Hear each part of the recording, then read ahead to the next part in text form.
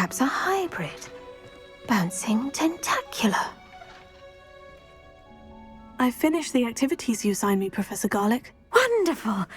I hope you gained a greater appreciation for the flora in our lives. I am forever enraptured by it. Just yesterday, I spent hours pruning my self-fertilizing shrubs and flutterby bushes. Didn't realize how long I'd been at it until the sun began to set. Well, if there's one thing I love to see more than my plants thriving, it's one of my students doing the same. Now, ready to learn flipendo? Chin up, keep a light grip, and it's all in the wrist. Let's see you give it a go. You will want to focus with this spell. Nothing as mortifying as knocking back a colleague when all you wanted to do was move a few pots.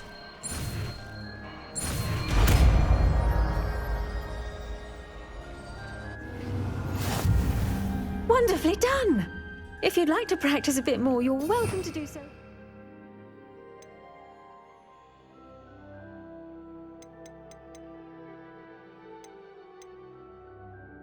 Greenhouse, just mind the plants, please.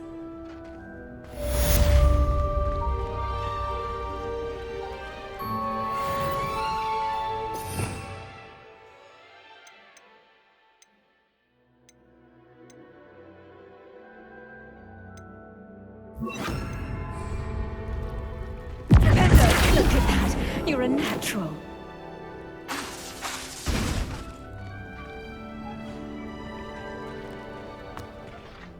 Professor Garlick, a moment of your time? The plants are resting, so now's as good a time as any.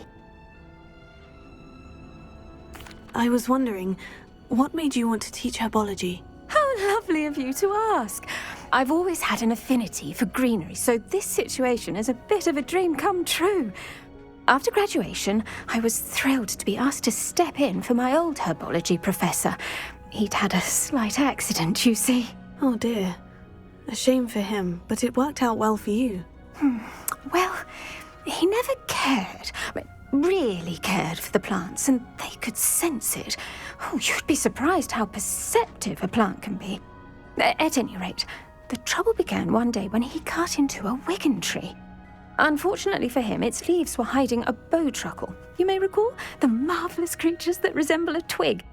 The little beast gouged the professor's eyes quite fiercely, but terrifying, I'd imagine. Likely for the professor, too.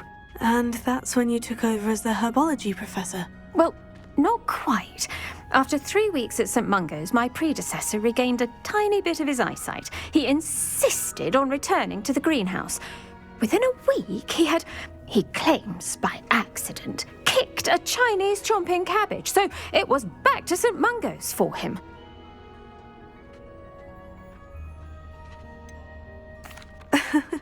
Fair bit of bad luck there, I'd say.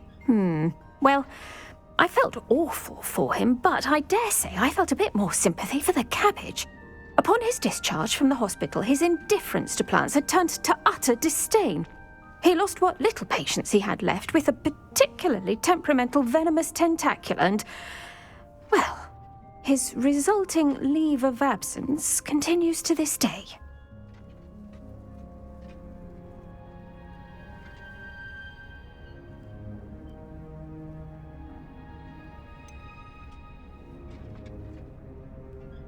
I had no idea. How awful. Last I heard, he'd gone to Romania.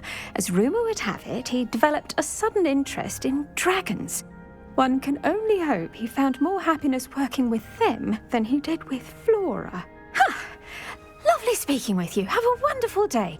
Oh, and remember, be kind to your wigan trees.